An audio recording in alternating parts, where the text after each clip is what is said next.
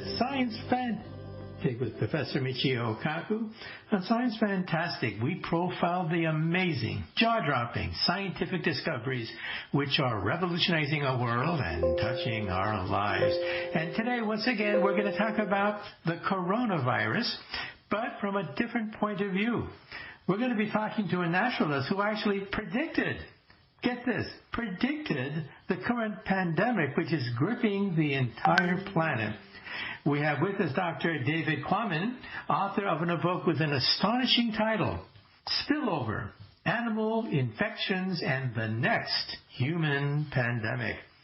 And in January of this year, just as the epidemic was taking off, he wrote a very influential op-ed piece for the New York Times with the provocative title, We Made the Coronavirus Epidemic. It may have started with a bat in a cave, but human activity set it loose. Our special guest today is David Quammen, author of a number of great books, including Song of the Dodo, including his latest book, The Tangled Tree, A Radical New History of Life, also The Reluctant Mr. Darwin, and his latest book with the provocative title, Spillover, Animal Infections and the Next Human Pandemic. So the first question for you, David, is how did you as a youth first get interested in being a novelist, a naturalist, and also a journalist writing for National Geographic? Well, thank you, Dr. Kaku. It's good to be with you. I grew up in Cincinnati, and as a kid, I was always interested in two things, the natural world and writing. I used to write poems and stories and things, probably beginning the age of 12, but I was also spending a lot of time in the forest near my house. And then I had some great English teachers, and I had some good biology teachers, so I spent my academic career on the literature side and then circled back around to, once I became a freelance writer, to writing as much as possible about the natural world, about evolutionary biology, ecology, and conservation. Okay, well, in 2014, you wrote a book with the outrageous title, Spillover, Animal Infections and the Next Human Pandemic. So how did you make that prediction with an outrageous title, the prediction that there will be a new pandemic? Right. Well, 10 years ago, I was talking to some very smart scientists. I was listening to the experts in infectious disease science, and I reported what they told me. And essentially what they told me, it's sort of a consensus combination of the things that they told me 10 years ago when I asked them, will there be a next big one, a next big pandemic? Essentially what they said was this: yes, there will be a next big one. It'll be caused by a virus, a new virus coming to us from animals, some kind of a wild animal. What kind of an animal? Well, possibly a bat.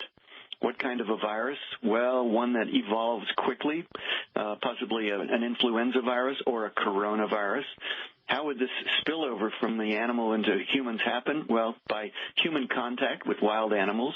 Oh, for instance, in a wet market selling wildlife for food. Where might that be? Oh, well, for instance, in China. So all of that was there, not because I was prescient, but because I was listening to these scientists, and I reported what was very clear to them at the time, if not clear to other people and to political leaders. Now, in China, there's something called polyfarming, which is also found throughout Asia, where farmers live in very close proximity to birds and pigs. The pigs eat the duck droppings, and humans eat the pigs, and the pigs act as a mixing bowl for RNA and DNA, and that's where the flu virus comes from in the main. That's why we have the Asian flu, the Hong Kong flu, the Shanghai flu. And so in some sense, isn't that the price that we humans pay for our interaction and even trespassing on the ancient territorial grounds of animals? What are your thoughts? You're absolutely right. That is where the influenza viruses generally come. Influenza viruses have their natural host reservoirs in wild aquatic birds, and that's the step that you didn't mention, but it's part of that whole sequence. Wild aquatic birds fly in. They leave their feces in the same rice paddies or ponds where domestic poultry are dabbling, ducks and chickens. Ducks and chickens come back to the village house at the end of a day, and they may be housed underneath the house or in a pen near pigs, and the pigs are an opportunity for one form of influenza virus to reassort with the genome of another form and come out as a new form of influenza that may be highly infectious in humans.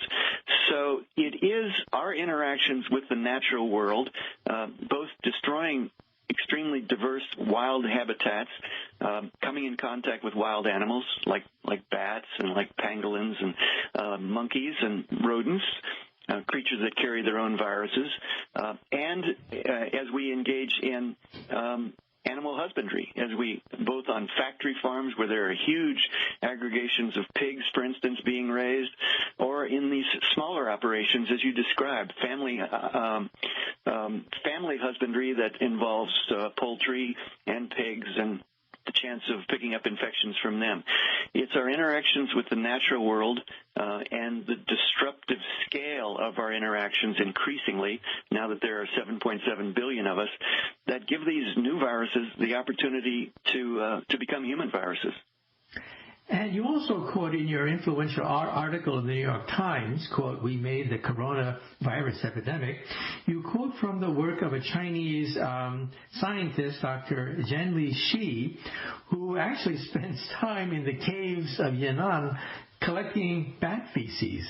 So could you explain to us the link between Yunnan caves, bat feces, and the coronavirus pandemic? Yes, Dr. Zhenli Shi, as you said, she is at the Wuhan Institute of Virology, and she studies viruses and their natural reservoirs, bats and other creatures. And she and her colleagues in 2015 were sampling bats, not just collecting feces, but also taking blood samples from bats, particularly horseshoe bats, in caves in Yunnan province, 1,000 miles from Wuhan, and they found a great diversity of coronaviruses living in bats, and they warned about it in papers published, including one in 2017. And in that paper, they said, well, we found a great diversity of coronaviruses. This should be a concern, and particularly so because some of these coronaviruses have the capacity to become human viruses.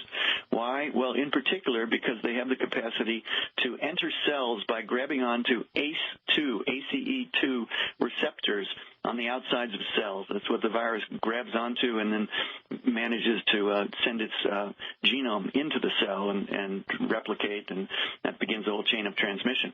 But Dr. Shi's group was saying, look, there's a particular coronavirus that has this capacity, and they sequenced the genome, and 3 years later, 3 years after that 2017 paper where they published this genome, that very virus is the one that we now know as the causal agent of COVID-19.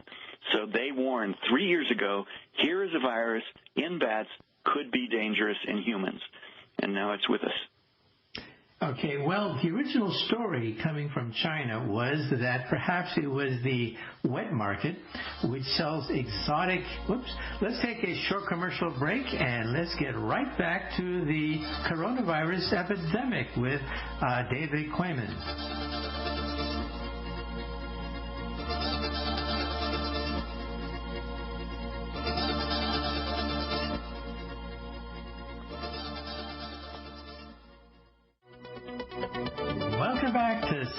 Fantastic with Professor Michio Kaku. Once again, our special guest today is David Quammen, author of a book with the outrageous title, Spillover, Animal Infections and the Next Human Pandemic, dated 2014, 6 years before the entire planet has been gripped by the coronavirus.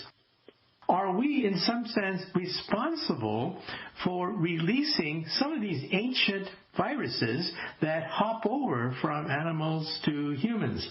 Well, when we last left off, we were talking about Yunnan, the fact that Dr. Zhenli Shi, the Wuhan Institute of Virology, they were actually, in some sense, sounding the alarm years ago that there was a potential hotspot there, right? That's correct, yes. Great diversity of coronaviruses in these bats that they were studying in caves in Yunnan province and elsewhere.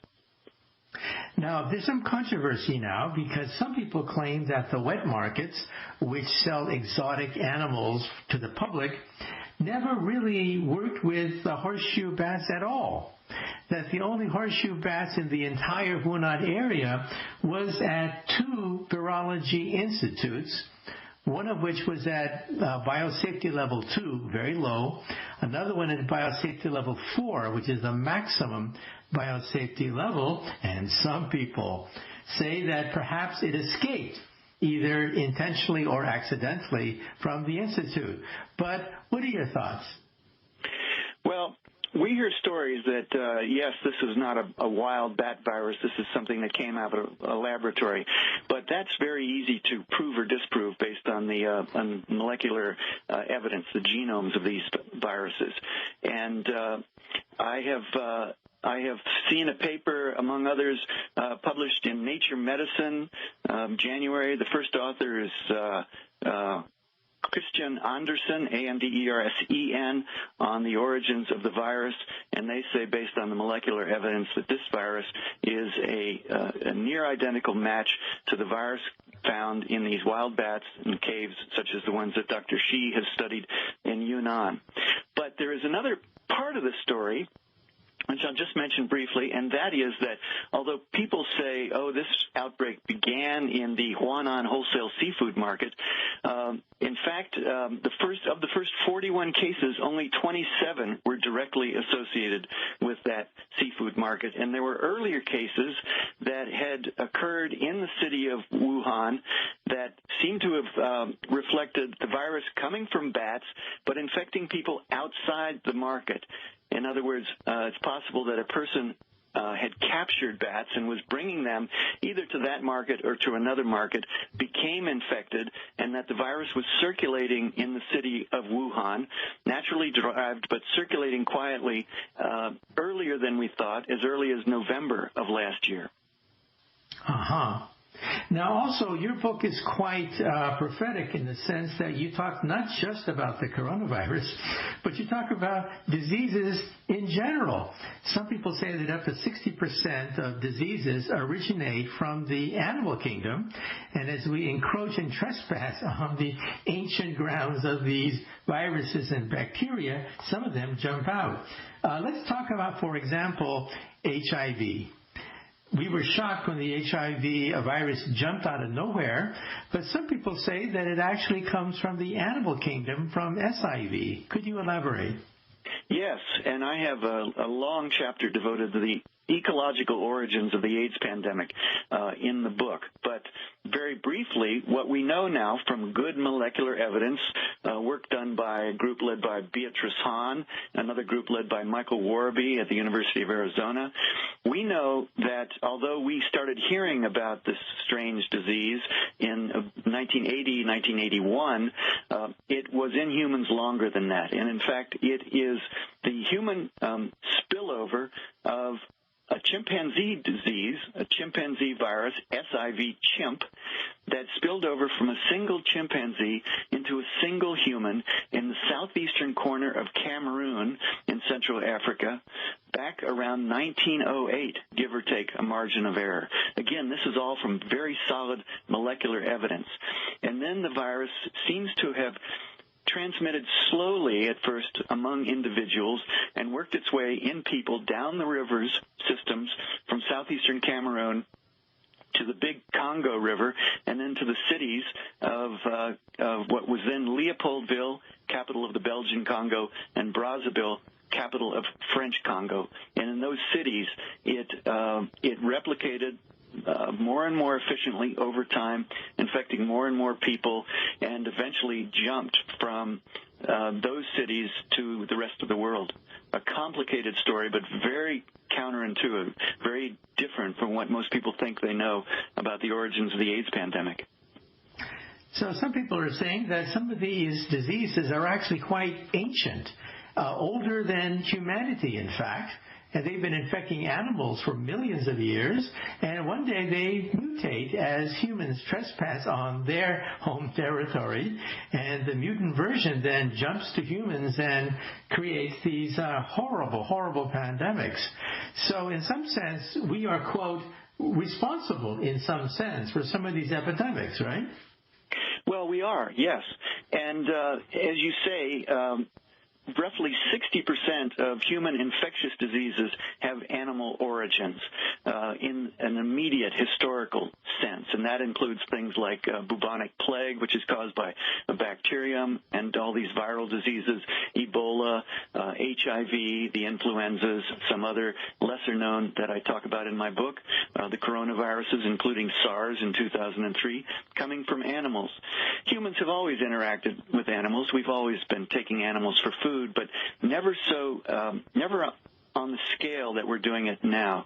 Never before, with 7.7 billion humans making demands on the natural world, not just in terms of wildlife to eat, but timber and minerals, mining, energy. All of the choices that we make about what we consume, how many children we have, how much we travel, these put pressure on the natural world and bring the viruses that live in all wild animals and have lived in some of them for millions of years, bringing those viruses closer to us, giving them the opportunity to jump across and then spread throughout humanity. And also the SARS epidemic, which was eventually contained, fortunately. Some people compare the coronavirus to the SARS epidemic and say that, well, the SARS epidemic was also started by a bat, another crossover from the animal kingdom, right? That's right. Yes, the SARS virus, the original SARS virus, what we now call SARS-1, this being SARS-2, was traced also to a bat in southern China. It had spilled over from a bat, got into people, and then spread from Hong Kong around the world. But we stopped it, as you said. We were lucky. We stopped it with only 8,000 cases and 774 deaths. It was a different kind of virus, not as transmissible as this one, although quite lethal. And by the way, some people think that maybe we underestimated the ferocity of the coronavirus because we thought it was like SARS, but it's actually, the coronavirus is much more infectious and much more lethal than SARS, right? Well, SARS had a case fatality rate of about 10%. We're seeing high case fatality rates now in Italy, in Spain, in the Netherlands, up around 13%, which is devastating. In the rest of the world, it is so far lower than that. I think in the U.S. now it's running at about 5%, which is still half as lethal as SARS. But what makes this virus really dangerous is this aspect of silent transmission, cryptic transmission, people who don't feel symptoms, walking around, interacting with other people, and yet shedding virus.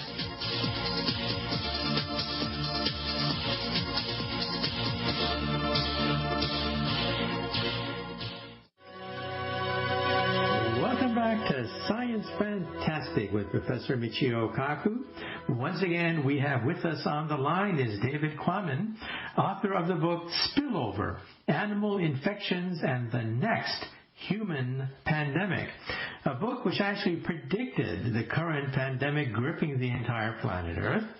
We should also mention that he's the author of a number of great books, including The Reluctant Mr. Darwin, Song of the Dodo, and his latest book is called The Tangled Tree, A Radical New History of Life.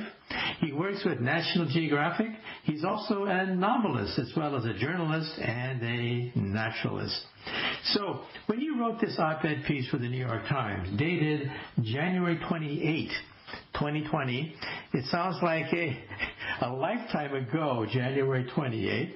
But at that point, things were just taking off. When you wrote that op-ed article in the New York Times with the title, We Made the Coronavirus, did you have any inkling that it would then spread throughout the entire planet, affecting millions of people? Yes, I had exactly that inkling, and that's why I was concerned to write that op-ed. And the editors of the New York Times were kind enough to trust me on that. They wanted the op-ed because they recognized there was a possibility But the fact that this was a coronavirus with respiratory transmission rang loud alarm bells for me, because that's one of the kinds of viruses that scientists had warned me about 10 years earlier when I was researching my book. So everything that has happened has been unsurprising, except the degree to which governments of the world have been unprepared to deal with this situation. That is the surprising part to me. Okay, now let's go through some of the other diseases mentioned in your book, not just HIV and SARS. You also mentioned Ebola.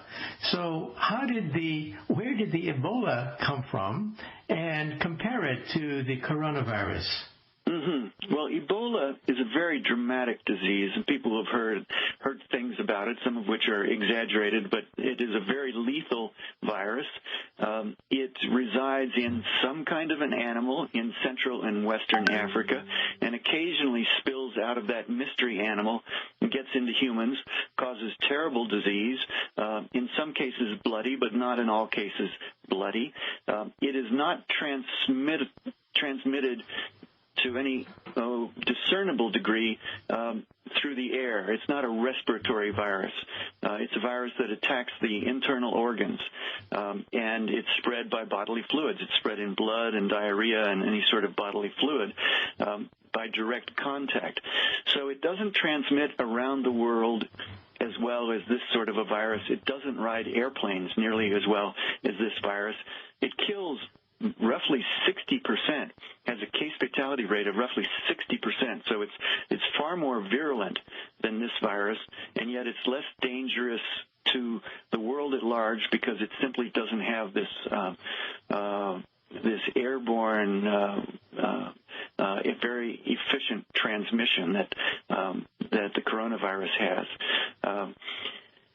And it's still a mystery what animal it lives in, although now bats are strongly suspected as the reservoir host for Ebola also. And some people say that the Ebola disease is so virulent and it kills people so rapidly that it prevents it from spreading into the general population. Because you want people who are the disease would want people who are infectious spreading the disease, but the Ebola simply kills everybody.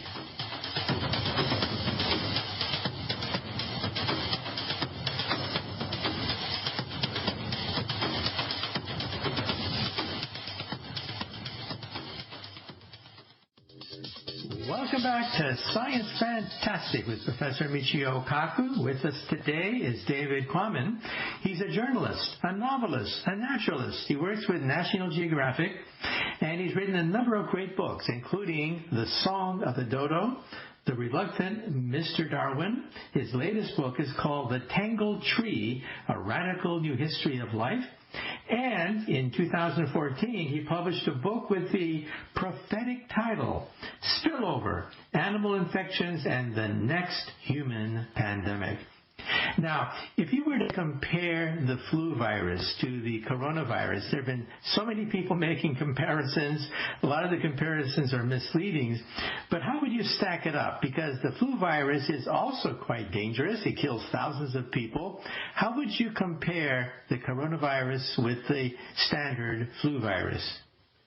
Well, in terms of the case fatality rate, in terms of the lethality, the average seasonal flu kills, I think, about 0.1% of the confirmed cases.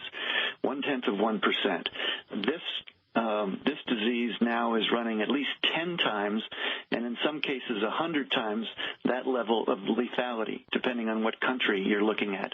As I said, Italy now is suffering at about 13% case fatality rate, as opposed to 0.1%. So this virus is much, much more lethal than a flu virus. Flu does kill thousands of people, tens of thousands of people in an average year. That's true. It infects huge numbers, spreads across the planet. But this virus seems to have transmissibility, infectiousness equivalent to an influenza, and yet a much, much higher case fatality rate. So we're just getting started with this, unfortunately, and we already have, I think, more than 40,000 fatalities in the U.S. Is that right? I think so. And so that's already worse than a bad influenza year for the U.S., and, of course, it's only the middle of April. And also back in 1918, 100 years ago, we had the Spanish flu virus that killed more people than World War I. In fact, people think it actually affected the destiny of World War I. It actually infected President Woodrow Wilson. But then what happened? It disappeared. So the question is, why do these viruses eventually disappear? I mean, what happens without a vaccine? Well, one of the things that happens is we've heard famously about herd immunity. And what we mean by herd immunity is that a virus moves through a population and it kills those people who are most susceptible. It infects many other people, but not everybody. And those who survive then have a resistance to it. And at a certain point, the virus burns out because there are not enough remaining susceptible people left for it to transmit from one to another. That's herd immunity. The flu viruses tend to disappear because the flus are always evolving and because there is this sort of herd immunity. But there's always a new flu virus coming out of wild aquatic birds that we have to deal with. The lethal virus of 1918, it was thought at one point that it was coming back. I think it was the 2009 virus that resembled it, but it turned out to be a much less lethal strain of it. Don't hold me on that 2009, but I know that it did come back during one of the influenza seasons, and it wasn't nearly as lethal to people as had been feared and as had been true back in 1918. The 1918 event was the biggest pandemic that had struck humanity, and now we have the next big one with COVID-19. So are you saying basically that the Spanish flu virus of 1918 burnt out because we are the survivors? All of us have immunity to it.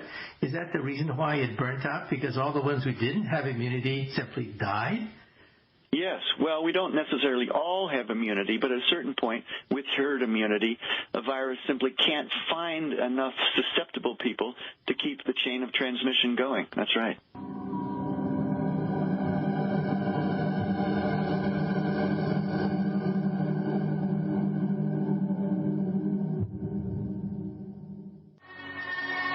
Welcome back to Science Fantastic with Professor Michio Kaku. With us today is naturalist David Quammen, author of the book Spillover, Animal Infections and the Next Human Pandemic, which actually predicted the current pandemic.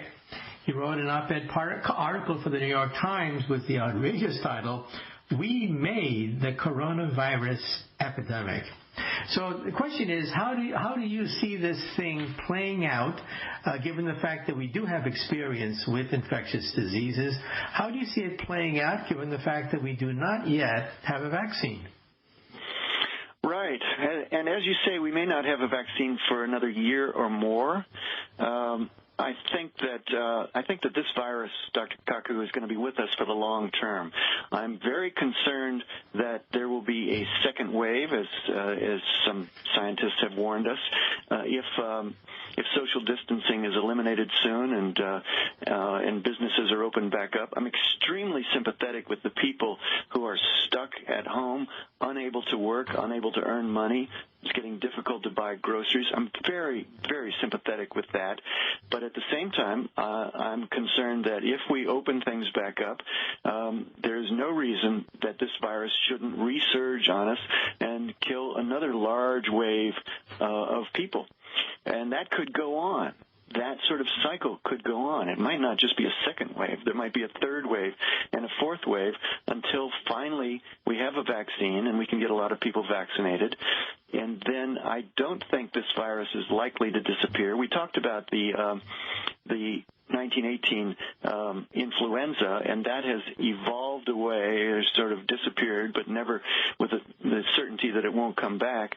But there are other viruses that have become human viruses and have remained with us even though we have vaccines. And the most obvious example of that is measles. Measles can be a very serious virus, but most of us have had it or been vaccinated against it. It still exists on Earth. It can come back and hit unvaccinated populations. I think that this virus is probably going to stay with us in that way. Now, humans are also encroaching upon the rainforests of the Amazon, cutting down enormous quantities of trees for development purposes. However, some people say that once again we're going to be encroaching upon the ancient grounds of animal diseases that may mutate and hop over to humans. So what are your thoughts about the fact that this process is continuing and, in fact, accelerating as we, quote, trespass on the ancient grounds of these diseases? That's right, absolutely, and it's not just the Amazon, of course. It's the Congo Basin. It's our extremely diverse ecosystems in various parts of the world. Those very diverse ecosystems contain countless kinds of animals, plants, fungi, bacteria, etc., and all of those creatures contain their own viruses. In some cases, viruses that are unique to a given species of animal or to a cluster of related species. They have their viruses. And as we move into those diverse ecosystems and extract resources, timber and minerals, energy, wildlife, for meat, we bring ourselves in contact with those viruses. So as that increases with the greater scale of human population and human consumption, these things are going to continue to keep spilling over into us, things that haven't even been named yet, things as little known as Hendra virus in Australia and Nipah virus in Malaysia, things that most people haven't heard about, but that are lethal viruses that have gotten into human populations. We will see more of that as we continue to disrupt, invade, and extract from the natural world. And bringing it home, some people think that the West Nile virus, which affected New York and other cities, the bird flu virus, the Marburg virus, and the hantavirus, and the Legionnaire's disease, perhaps all of them have an animal link. Is that right? I can't speak about Legionnaire's disease. It's certainly possible. All the others that you mentioned, yes, absolutely. Marburg, West Nile, Hanta, absolutely. Hantavirus, the first outbreak in the U.S. that we became aware of was 1992 in the southwestern U.S., coming from rodents, getting into people, killing them. All of these viruses that are new to us have to come from somewhere. Everything comes from somewhere. And viruses that are new and dangerous to the human population come from wild animals. Okay, so then what do we do about it, given the fact that this is not a new problem? People have noticed the fact that animal germs will hop over to humans. What do we do about it?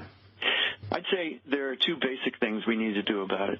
First of all, we need to increase our scientific observation, our scientific surveillance, our discovery of new viruses, our research to locate the most dangerous viruses in the animals where they live, and have the technological and public health capacities to deal with spillovers when they occur, so that the spillover of a new virus doesn't turn into an outbreak and the outbreak doesn't turn into an epidemic or a pandemic. We can do that with greater surveillance, greater public health capacity, greater preparedness. But the other thing we need to do is vitiate to some extent the level of our disruption of, extraction of, demands upon the natural world in terms of the choices we make. What we eat, how much meat we eat, how much we travel, how many children we have. All of those decisions put pressure on the natural world and bring us closer to the natural world's wildlife carrying these viruses. So I hope that this terrible pandemic will be a point of inflection for us in terms of making serious choices about how to reduce our disruption of the natural world. Okay, well, once again, thank you so much for being on Science Fantastic. Dr. Kaku, thank you very much. Pleasure to talk with you today, and I appreciate your interest. Right, and once again, our special guest today has been David Quammen. His latest book is called The Tangled Tree, A Radical New History of Life. And 6 years ago, he wrote a book with the prophetic title, Spillover, Animal Infections and the Next Human Pandemic. And here he is, like Paul Revere, saying that yes, it will happen again. It will happen because we are in some sense trespassing on the ancient terrain of animals which carry animal diseases which can mutate and hop over to you and me. Think about that.